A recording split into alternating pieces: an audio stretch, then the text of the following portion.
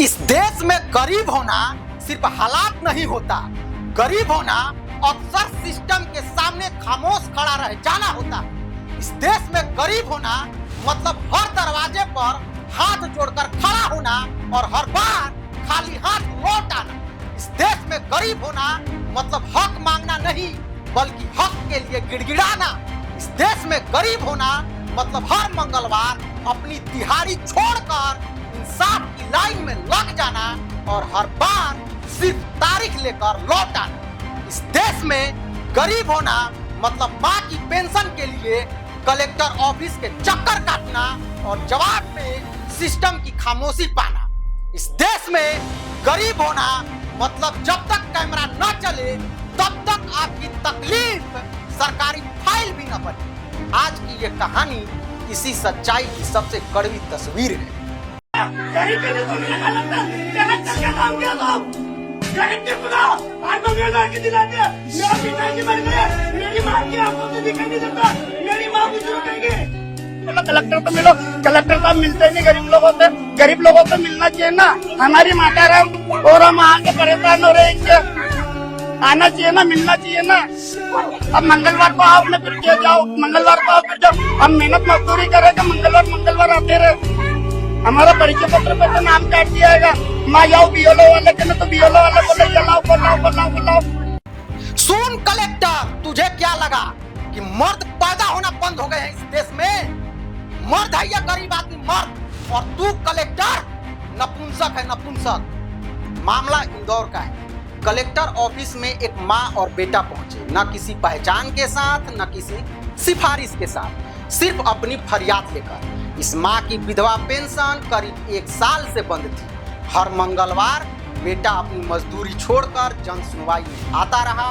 7 बार बुलाया गया, 7 बार भरोसा दिया गया, लेकिन हर बार उसे खाली हाथ लौटा दिया गया। कभी कहा गया केवाईसी पूरा नहीं है, कभी कहा गया कि फाइल अटकी है, तो कभी कहा गया कि सिस्टम में गड़बड़ी है। और इसी बीच वोटर लिस्ट से इस गरीब युवक का नाम भी काट दिया गया, यानी पहचान तक खतरे में डाल दी। 1 साल तक गरीब चुप रहा, इंतजार करता रहा, भरोसा करता रहा, लेकिन जिस दिन सब्र की हद टूट गई उस दिन कलेक्टर ऑफिस में सिस्टम के खिलाफ आम आदमी की चीख गूंज उठी।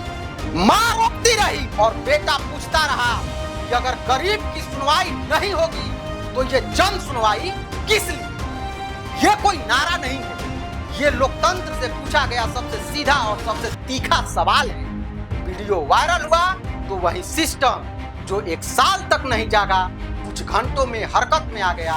पेंशन चालू हुई, इलाज शुरू हुआ, वोटर लिस्ट में सुधार के आदेश दिए गए, लेकिन सवाल अब भी कायम है कि क्या इस सिस्टम में गरीब की सुनवाई तभी होती है जब कैमरा चालू हो? क्या इंसाफ पाने के लिए हर बार वायरल होना जरूरी है? और क्या सरकारी दफ्तरों में गरीब की कीमत सिर्फ एक वीडियो तक ही सीमित है? यही है आज के सिस्टम की सबसे बड़ी और सबसे कड़वी सच्चाई। नमस्ते, मैं हूं अंकुर प्रताप सिंह। अब आपको विस्तार से सुनाते हैं इंदौर कलेक्टर ऑफिस से सामने आई इस घटना की पूरी कहानी, जिसने सरकारी सिस्टम पर एक बार फिर गंभीर सवाल खड़े कर दिए। ये मामला एक ऐसे गरीब परिवार का है जो करीब 1 साल से अपनी मां की रुकी हुई पेंशन और वोटर लिस्ट से कटे नाम को लेकर सरकारी दफ्तरों के चक्कर काटता है। हर मंगलवार जन सुनवाई में पहुंचने के बावजूद न तो पेंशन चालू हुई और न ही पहचान से जुड़ी गलती सुधरी। आखिरकार बेबस मां और टूटे बेटे का सब्र जवाब दे गया और कलेक्टर ऑफिस में वो दृश्य सामने आया जो अब पूरे देश में वायरल।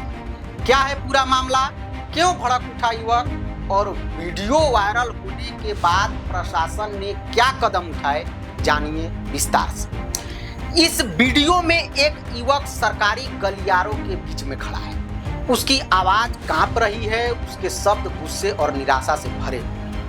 उसके बगल में उसकी कमजोर दृष्टिहीन माँ उसे रोकने की कोशिश कर रही है। उसके हाथ विरोध में नहीं बल्कि इस डर से कांप रहे हैं कि उसके बेटे का दर्द राहत से ज्यादा मुसीबत ला सकता था।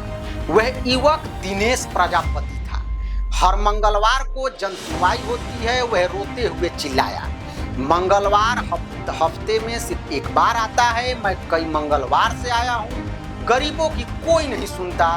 उसकी आवाज सरकारी दीवारों से टकराई जिन पर अनगिनत याचिकाएं सुनी जा चुकी थी। एक ऐसा क्षण जिसने सभी के दिलों को झकझोर दिया। प्रजापति ने अपनी मां के बैग से दस्तावेज छीनने की कोशिश की और धमकी दी कि वह उन्हें कलेक्ट्रेट में ही फाड़ देगा। उसकी मां ने उससे रोकने की विनती की। वह विधवा है और उसकी दृष्टि कमजोर है। वह एक पेंशन पर निर्भर है जो 1 साल से रुकी हुई है। मेरे पिता मर चुके हैं, मेरी मां देख नहीं सकती, प्रजापति ने वीडियो में रोते हुए कहा। अगर कलेक्टर गरीबों की बात नहीं सुनेंगे तो इन जन सुनवाइयों का क्या फायदा। वह चीख कच्ची, बेबाक और हताश लेकिन बनावटी नहीं थी। वह भूख, थकावट और 1 साल से लंबे इंतजार की असहनीय पीड़ा का एक साथ फूट पड़ने की आवाज थी। इस गरीब युवक ने बताया कि मैं कलेक्टर कार्यालय गया था क्योंकि मेरी मां की पेंशन 1 साल से बंद थी, लेकिन उन्होंने कहा कि केवाईसी नहीं हुआ है। 1 साल तक मैं नगर निगम, क्षेत्रीय कार्यालय, कलेक्ट्रेट हर जगह गया। उस दिन हम भूखे प्यासे थे। हम 3-4 घंटे लाइन में खड़े रहे। जब कलेक्टर वहां से गुजरे और उन्होंने मेरी बात नहीं सुनी तो मैं फूट फूट कर रोने लगा। प्रजापति दिहाड़ी मजदूरी और छोटे मोटे काम करके अपना गुजारा करते हैं। उनका परिवार किराए के मकान में रहता है। उनकी मां की विधवा पेंशन के तौर पर मिलने वाला 7200 रुपए उनके लिए सिर्फ पैसा नहीं थे बल्कि जीवन यापन का साधन थे। घटना के बाद केवाईसी की प्रक्रिया पूरी हुई और अंततः उनकी लंबित पेंशन उनके खाते में आ गई। लेकिन इस गुस्से के पीछे और भी दर्द छिपा है। प्रजापति कई सालों से पेट की बीमारियों से पीड़ित थे। उनकी मां को आंखों की समस्या, सिर में अंदरूनी चोट और पैर में दर्द था।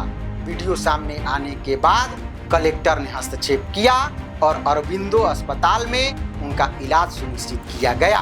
2.5 घंटे तक डॉक्टरों ने उनका इलाज किया, दवाइयाँ दी गई और अंततः दिखाई देने वाले और न दिखाई देने वाले घावों की पहचान की गई। अब सब ठीक है, प्रजापति ने कह दिया है। कलेक्टर ने हमारी बात सुन ली है, हमारा काम हो गया है। नमस्ते, मैं हूं अंकुर प्रताप सिंह।